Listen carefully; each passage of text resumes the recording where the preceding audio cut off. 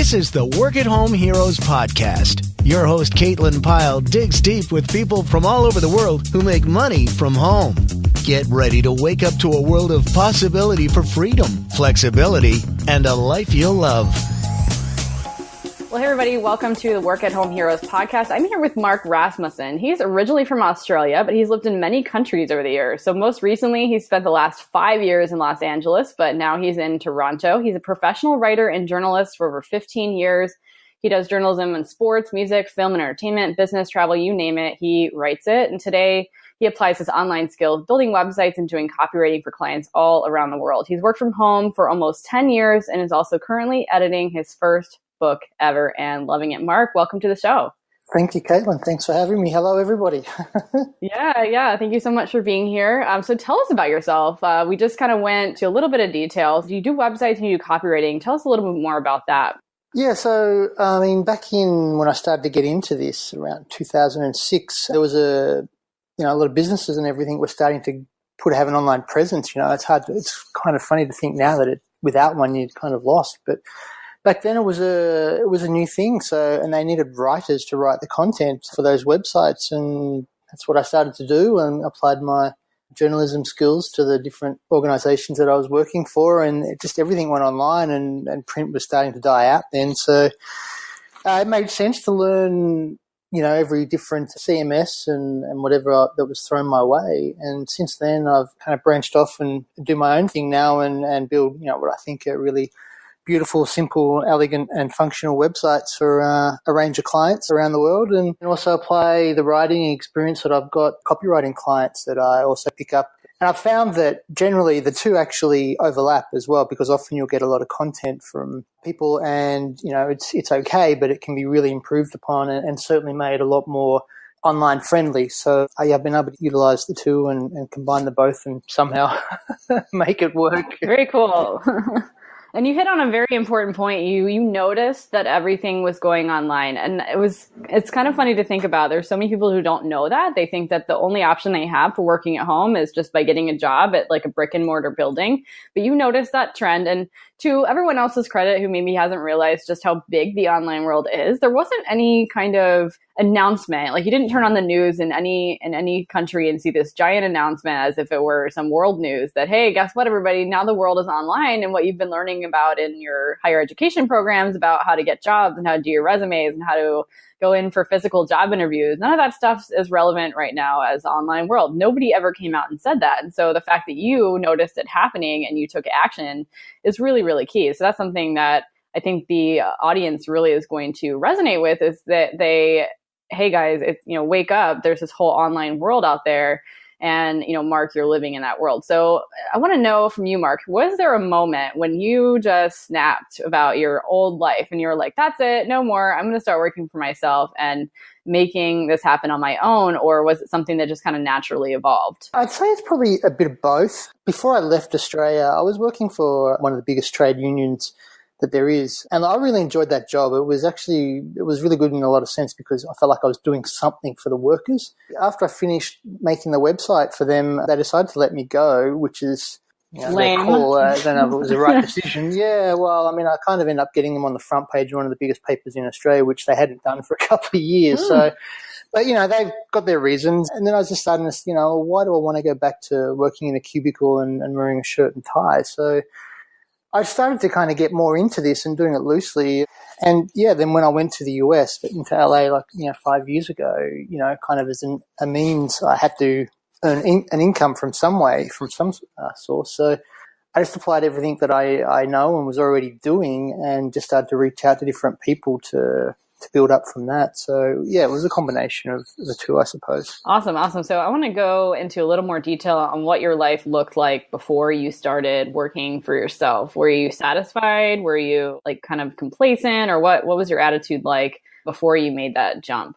Probably definitely not satisfied. The trade union was good in a lot of sense because I felt like I said, earlier, that I was doing something for the workers to help really promote their cause and make it a better industry for them. But at the same time, I'm still working for somebody. It doesn't matter if it's an organization or whatever. And I suppose, I used to be able to, when I was living back in Melbourne, I used to walk into the city to go to work, and every Monday you'd just see everybody's heads down and looking at the pavement, and I used to always look up, I used to like kind of look at the corners of buildings, and that's Monday, and so you're looking at all the people around you and like they're just miserable, and come Friday like, oh, I can't wait for the weekend, and I'm like, well, that's not much of a life, is it? Like, you can't enjoy what you're doing, then what's the point? So yeah, I started to ease out of that, and like I said, that around mid 2000s, the online business was just starting to grow, and I mean, it's only now really, I mean, it's booming, and when you throw in smartphones, which is just a complete game changer, it's only increasing, and then more markets are going to start becoming online around the world. And yeah, I don't know why anybody would want to start a brick and mortar business in this day and age. I agree. And it's much less expensive to do it online as well. You just don't have as much startup costs at all. What does your life look like now? And has your life improved? And it's not just, the money, it's not just the work that you're doing, but how else has your life improved since you started working at home? Well, I mean, I would, without a doubt, I think I'm happier. The fact that I can keep my own hours, and is that your dog, Buffett? Is it Buffett or Buffett? Buffett. Yes, it's Buffett. He's in the background barking. Sometimes we home and our work is what I like to say. So you're going to hear the dog. That's all right. He's just as curious as well, I think. So, but yeah, look, I mean, in a lot of ways it's better because I can just, I get up and I don't have to commute. And I think to all the people that commute, especially in LA, I mean, commuting, God, you'd be crazy to do that now. Now, there are people I know that were having to commute 2 hours just to get to work one way. I can't see how that's productive, Well, you can take in the traffic and everything, but it's just a loss of productivity. And now I think companies and businesses are starting to realize, you know what, actually it's probably better if we can have some people work from home or even part-time, because they end up doing more in a shorter space of time than they would have in a general 8-hour day. So in that sense, look, I didn't have to commute, which is great. I mean, obviously I can wear what I want. I can take a break whenever I want. There's always music playing in the background. I find that's hugely beneficial to me. I'm also a writer as well. So the downsides in some ways is that obviously I don't have a regular weekly income. That's the big kicker, I suppose, especially when you start out and try and build a client base. And two, in some aspects, also you work on your own. So other than having a little bit of interaction with clients or maybe somebody in the cafe when you get a cup of tea or hot chocolate or something, you don't interact with anybody. So it can be pretty lonely. So there's that component too that you can miss, that sort of social aspect. But I mean, we don't really go to work to party, right? So yeah. Exactly. And I agree with you. Actually, there's an article in the New York Post that published recently, and I contributed to that article. It was about the isolation working at home and how to combat that. And one thing that I mentioned in it was that you actually have to go out of your way to be socially connected, because it's so easy to just stay in your own shell. And I've even noticed in myself, it's obviously improved over the last few years, but when I was first working at home, I got so used to being alone all the time that I actually feel like I regressed in my social skills. And so when I realized that happened and I was nervous going to social events, even if it was like family mostly, there was people I didn't know there, hadn't seen in a while, I'd find myself getting nervous. And so when I recognized that, I'm like, gosh, I need to actually take some action here and combat that isolation. So I don't think it's anything for people to worry about. It's just something that, like, awareness is often curative. And so if you know that could be an issue, then you can take steps immediately to make sure that you're going out to meetups and meeting people in real life and going to conferences and not just, hanging out in Facebook groups all day, which I know maybe some people listening are hanging out in Facebook groups all day. And I want to encourage you, if that's you, if you're listening right now and you're just hanging out on Facebook all day and you think that's socializing, it is not. So get out and do. But that's true, Caitlin, too. Like, I mean, the other side of it too is there's certainly people that I know I've worked with, and perhaps you have as well, and certainly lots of other people listening, that you just don't like. You actually don't like working with them because they're difficult to work with, or they're controlling, or they want to take the credit. And so you, in a lot of ways, you avoid all of that. You don't have to have the kind of tension or drama, which when you think about it now as you get older, it's just it feels so high school. Yeah, that's a very good description. It's very much like high school if you let it. It just does. I mean, I always thought if you're working for somebody or a company, you're on the same team. So what does it matter? But some people just want to take credit for everything. So I find that working from home, you don't have to deal with the different personality traits of people, even people you don't like. And, it's a sad fact of life that you will meet people that you genuinely don't enjoy. So there is that side of it too, that I think is really beneficial as well. For sure. So let's talk about, I mentioned just a second ago, like friends and family and, having anxiety around them in my early work at home years. So my next question is about family. Did you have to deal with any unsolicited feedback from friends or family when you started transitioning from a traditional life or traditional job into a work at home life? And yeah, so did you have any of that? Not really.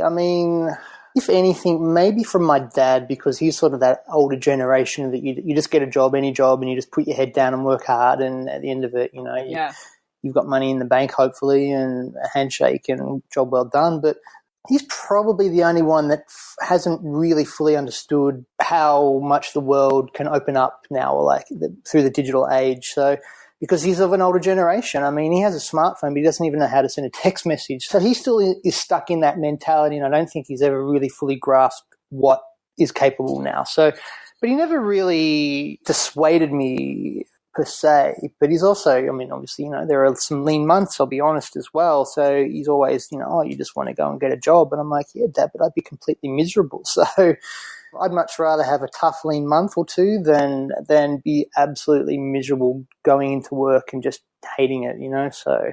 Let's talk about those lean months, because I know there's some people that are worried about that aspect of working at home too. How do you navigate having those lean months? Do you spend your free time meeting new people to drum up some more work? That's the beauty of what you're working in, is writing and websites, and everybody kind of needs that. And so what do you do in those lean months? There's a lot of reach out, because there's certainly, there have been a couple of months that have been really tight where you're like, I'm not sure where the rent's going to come from. So you reach out as much as possible. You try to get along to events or ask other people if they know of anything going or if they need a hand with certain things. There's also, if you're in a position that you can work legally in a country, then you can also fall back into almost any job really if you need it just to get you out of a rut. I know I was in LA, for example, a couple of times I would valet, so just to bring a little bit of money in. So there's also those sorts of options. Yeah, it's funny, in the end, as much as you can worry about it, I actually found that it was better to do the opposite and try to sort of zen it out, because I think the more you worry about it and are scared of it, then the more you're going to attract of that. So you try to put it out of your mind and just know that everything will be okay. And more often than not, it really works out. Yeah, I have to agree with that. Sometimes when I'm slow, like I have to say maybe a few days ago, I had a few days in a row actually where I just didn't have a lot of stuff booked on my schedule, and I had plenty of stuff I could be doing, but not stuff that had to be done that day. And so I found myself procrastinating in one aspect, but then on the other hand, it's like, oh, my energy level is low anyway. And so how about I just take today and take advantage of the fact that I don't have a lot of pressing deadlines, and then just kind of recharge a little bit. And a few weeks back, I went and stayed in a hotel by myself for the weekend. Like I stayed locally I live in Orlando, and I stayed locally, but I was able to hammer out a bunch of stuff that I hadn't been able to do when I was at home, because I have a dog. We have an assistant that works with us every day. And then my husband works at home too. And so it just gets kind of crazy. Sometimes you just need that recharge time. And so if you have those lean months, then you don't have to spend every waking moment trying to find more work. You definitely need to take some time to recharge as well. So yeah, that's true, because also, yeah, you're right. It gives you a chance to reset and potentially catch up on a couple of other things that you haven't been able to do, whatever they are. It could be taking care of, accounts or other things like that, or even just, like you said, getting a break. Sometimes I'll just go to the movies during the week just to get away from everything and have a sort of a moment away that's just mine. So there is obviously the huge benefits of that as well, that even in a lean month, you can still make it work to your advantage. Yeah, and overall enjoy your life. So let's talk about your typical morning routine. What does that look like now that you're the boss? Well, up until recently, my morning routine was really good. Back in March, we've just had a baby, so that's kind of... Congratulations. Thank you. So that's our first. It's my first. It's our first. So that completely tipped the whole routine on its head. But even still, I'm still making sure that I get up at a certain time of the morning, like sometimes 5 or 6 a.m., because I write creatively as well. So I would block out an hour for time that was just my own to write. And then, but prior to baby coming along, I used to treat it exactly like a working day. So I would get up and I would either meditate or exercise, write, and then I'd obviously have breakfast and then shower and everything and actually get dressed, not sit around in my pajamas or or anything like that. Because I feel like if you just roll out of bed and you sort of stay in the same clothes that you've gotten out of bed, then it's really easy to be lazy and procrastinate. Oh my gosh, that is so true. And I remember when I was in Rio that I met an Oscar-winning screenwriter who was conducting a course there, and he said, yeah, look, I make sure that, even if I'm working from home, I treat the day exactly like a work day, and I get up and I do all these things to kind of trick myself that I'm going to work, even if you're just walking from one room to the other, and I think that's a big thing. So I got into that habit really early of getting into a routine, and, I still, have a morning tea break, I'll have a lunch break, an afternoon tea break, and then, sort of depending on the work schedule, I'll finish whenever I want, like 4 or 5, and, unless it's really packed, then I'll work later. But I find having that pattern and routine, it gets you into that system of, okay, this is what I got to do today, and you get through it. And if you don't get through it, then there's always tomorrow. But having a routine, I think it's really important. If you just keep the day completely open, then you'll be less productive. Oh, I agree totally. If you actually add some structure and you say from 9 a.m. to 1, I'm going to work, and then I'm going to have lunch, and then from 2 to 3:30, I'm going to work on email, or maybe I'll work on my social media, and you kind of block out your time. I am not the greatest at doing that, but I see the advantages of staying on track, because if you have an endless list of things to do and nothing's prioritized, nothing really has a deadline, then there's just this analysis paralysis where you're just feeling overwhelmed. And so you end up not doing anything. I've totally been there when you feel like you have so much to do and you just don't feel like any of it. And it's because you just don't know where to start. So and that's the other thing too with, in terms of emails. I remember when I used to work in an office and stuff, usually the first thing you would do is check your emails, because, you'd have quite a few to deal with. And more often than not, a lot of them are a complete waste of time. And actually, the people writing them are wasting everyone's time, including theirs. But now I'm starting to get into more of an even tighter regime, I would call it, where I might check email sort of once in the morning.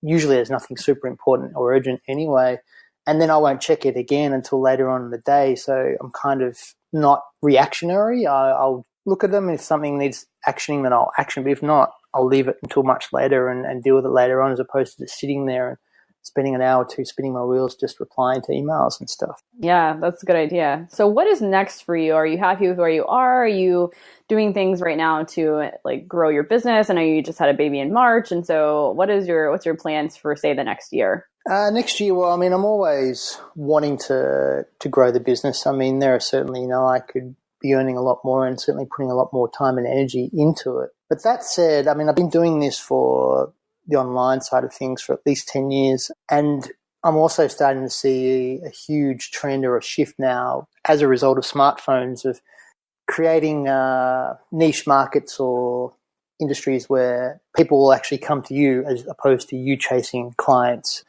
So I'm now starting to segue into a new online business that brings into one of my passions, which is filmmaking and writing, and starting to build that up to potentially attract filmmakers as well as the film industry to try and marry things up in a different platform that I don't think is out there. So that's kind of where I'm starting to go now, and I'm putting more of my time and energy into that. Obviously, it's difficult with a baby in the background, but I'm finding that, I'll write in the morning for an hour, and then I'll do work for the day, and then late in the evening when he's down and he's in bed, I'll then be spending 2 hours on the other online business that I'm trying to get off the ground. So it's slow going, but it's still progress. So that's where I'm starting to move towards now, and seeing a shift and a trend of how people are interacting online, and I'm wanting to capture that and be swept up in that. Well, I think that's really smart. And Mark, you submitted a question to me when you applied to be on the podcast, and I wanted to let the audience know what that question was. You wanted to know what the best way to marry the skills you have, so your writing and your website skills, and how to better package it to be more attractive to clients so you could earn more money. The second part of your question was, how do you land a big repeating clients as opposed to a lot of smaller ones? And that's a really, really good question. And the gears have been turning since we have started this conversation on my advice for that, because I read through all of your responses before we get on. And my advice is to work on putting the blog aspect into it, because most websites, they don't just want a website, they want writing as well. And so the best way to marry those two skills is to offer say not just a website package, but a blog maintenance package, blog and website maintenance package along with the website. So that'd be my advice, is to offer that as an upsell. You could maybe sell them initially on a great and elegant website that they can use for their business, but also package it. They could just have, you can provide the content. You could tell that to the client, hey, you can provide the content, or for an extra X number of dollars and make it a good amount of dollars, you could create the content for their business, and you can submit them a questionnaire. They can answer the questions. You can create the content based on their responses. And then from there, you could upsell them on a monthly blog package. So, and there's obviously a lot of benefits to having a blog. There's the search engine optimization, and that's such a buzzword, but it's so important. Google ranks sites with content that's fresh every month better than sites that are static, which means they don't change at all. So that would be my advice to growing your business and getting... It's so funny that you say that, because whenever somebody wants a website, I list, these are the sort of pages that you want. Oh, and you might want to consider a blog, because I know that helps organically your website rate higher. But I never think to, I'll write it for you, because I guess I leave it with them to figure out and do, and I kind of haven't. It's funny, I say, yeah, have a blog, but I never think of, I'll write it for you. Being the one who writes it. I'm mentioning it. Yeah, I'm mentioning it, but I'm not actually thinking about that aspect of it. So it's funny that you say that. So, well, I hope to hear from you in a few months with some new client contracts. Well, I have one last question for you, and that's really to benefit our audience. What advice would you give to someone out there right now who wants to work at home but is scared to get started? Just do it. To be honest, you'll be thinking about, if you don't do it now, 6 months, a year, 5 years will pass, and you'll still be thinking about it, and you'll be no better off. So honestly, you have nothing to lose, everything to gain. I've always been somebody that lives kind of by the motto of just take a risk. It's much better to do it and than to always think about it. So I've done that with all of my travel, with business and everything, that if you just don't take the leap, then you'll never ever know, and you'll always be one of these people that someday I would love to do that. Yes. And I just know they're the kinds of people that nothing will ever happen, but people that are really proactive about it and really believe that, I really want to change up my life and do something that's for me, they're the ones who'll go out and put it into action, even if it is really tough and slow in the beginning. But I tell you what, the rewards really are. I'm sitting on the couch now. I've got no shoes on, barefoot, feet are up. There's music on in the background, which you probably can't hear, but living the dream. This beats working in an office and just going through the grind day in, day out. Oh my gosh. Yeah. And sitting in traffic, and the Sunday night blues is what I call them. It's like Sunday night and you have to go to work the next morning and you're sad and you just don't want to go to work. And I remember when I was driving to an office, I had a 40-minute commute each way.